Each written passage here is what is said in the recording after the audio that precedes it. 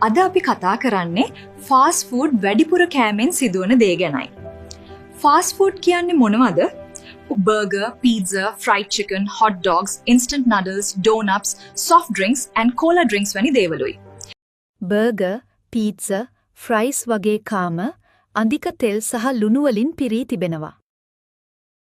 මේ ආහාර නිතර කෑවොත් ශරීරයේ බර වේගයෙන් වැඩි වෙනවා. ෆාස්ට් ෆුඩ් වැඩිපුර ආහාරයට ගත්තොත් කොලෙස්ටරෝල් සහ රුධිර පීඩනය ඉහළ යන්න පුළුවන්. ඔබ නිතර තෙහෙක්ටුවෙන් ඉන්නවද? ඒකටත් වැරදි ආහාර පුරුදු හේතුවක් වෙන්න පුළුවන්. ෆාස්ට් ෆුඩ් මගින් ලැබෙන්නේ රසයක් විතරයි. ශරීරයට අවශ්‍ය පෝෂණය නම් අඩුයි.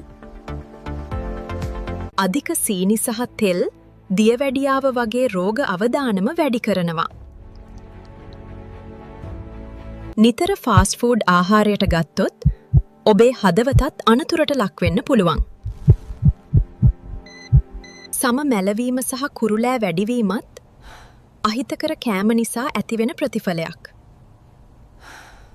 සෞඛ්‍යවත් ජීවිතයක් ඕන නම ගෙදර ආහාර වැඩි අවධානයක් දෙන්න. කුඩා වෙනසක් අදම පටන් ගන්න ඔබේ ශරීරය ඔබට ස්තුති කරයි.